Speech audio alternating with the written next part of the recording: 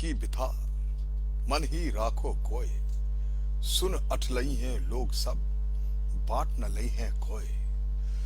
My friend, it took me so long to understand the true meaning of this beautiful lines from the great Saint Rahim. Actually, it's quite late in life for me, or I realized so late that self-revelation is both immature and selfish. People think it's their right to confess or share their past sins, their weaknesses, their misdeeds, or whatever. Almost like an obligation they feel that to express to the people closest to them at some point. My friend, their doubts and fears, their ugliest or the most painful or the most pessimistic thoughts they carry it within themselves. They in desperate need to share with somebody or confess. My friend, I realize with great pain and great suffering, and I now I submit that we have no such right or no such obligation. My friend, remember that intimacy between two loving human beings should have limits, and simply for the good of both person. And when we ignore those limits, we do so selflessly out of an immature desire to shift our burden onto the other person.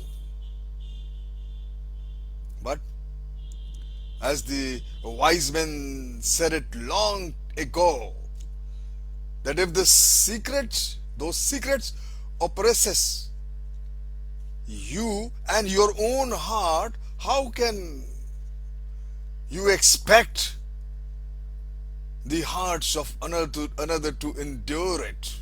Not possible.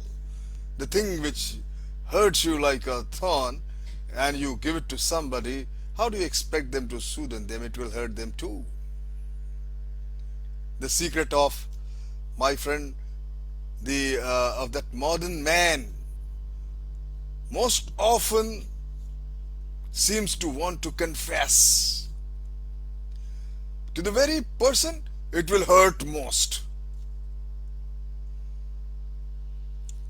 It concerns the sexual infidelity maybe.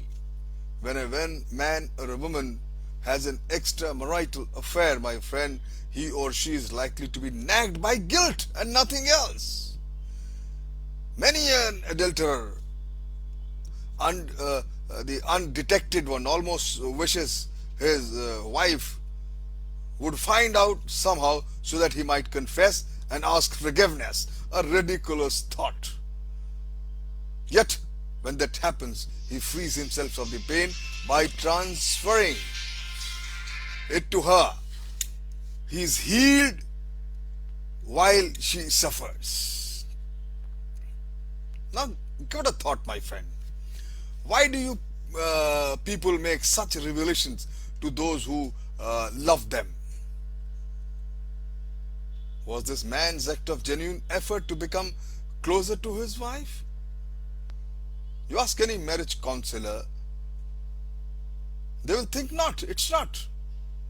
The confessions were not of a mature and it's not a mature and a loving act in any case, by any measure or by any standard. It's a thought. Let me see how real your love is. He was saying, in effect, let's see if you can love me even if I show you something ugly. Mature love would have made him feel, this was my wrongdoing. I have no right to free myself of it at her expense. The same is true of the sexual wishes that we never actually carry out, my friend. A majority of husbands and a considerable number of wives sometimes feel longings for extramarital affair. even when their marriages are happy. Remember, the total intimacy would call for them to confide such earnings to their mates. Happily, compassion and caution combine to keep most of their mouth shut. I say happy because the admissions of such desires of tantamounting to telling one's mate, you're not enough for me. You leave me wanting something more. Would the teller like to hear the same? Give it a thought. Like the love between a man and a woman, the affection between two friends may be destroyed, my friend, by too much of intimacy. Friendships also involves a blessed freedom to be truthful about ourselves. But like all freedoms, this one must be exercised with restraint and with lot of maturity, lest it becomes a license. Conscious and unconscious feelings of guilt are aroused when friends know too much about each other. These are the beginnings of the end, my friend. You test your own friends and your friendship will get the answer. One similarly trespasses beyond the allowable borders of intimacy when he tells a friend the things he desires about him, if those things are essential part of his character. To tell a friend you are angry at him because of something he has done may be helpful to tell him his basic faults rather than accepting them without comments is a very different matter, my friend. Understand this fact, what I just said it. Very different matter. I have not seen, my friend, or heard my friends again to whom I have very intimately exposed myself and shared my secrets with them. Friendship can be killed by an overdose of intimacy, my friend. Remember, to tell everything about yourself, one's past or present, misdeeds, one impermissible wishes. In a way, it is something like remembering your childhood desire, the way the infant child behaves. An infant tests and demands parental love. A baby makes a mess and expects his or her mommy to clean it up.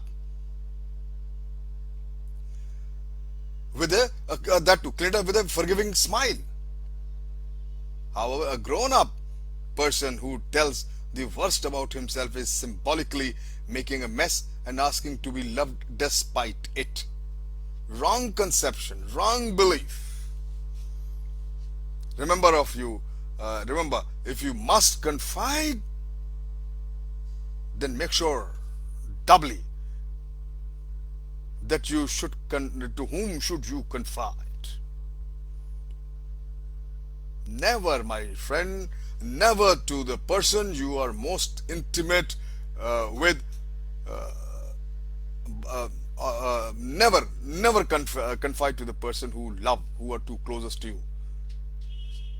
You do it with somebody detached and uninvolved, unlikely to be wounded by what you reveal. Maybe a social worker, a psychologist, a psychiatrist. The list is endless. Christians go to the church to confess to the priest. The religious said. All these people, they are trained actually to help us learn to live with our own feelings.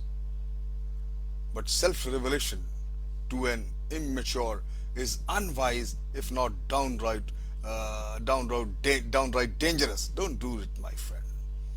Let your secret sleep. We must set limits to intimacy, not only for our own good, but for the good of those we love. Food for thought is a personal experience. Rahiman Nijman ki bitha. मन ही राखो कोय, सुन उठ लई हैं लोग सब, बाट न ले हैं कोय. Thank you very much.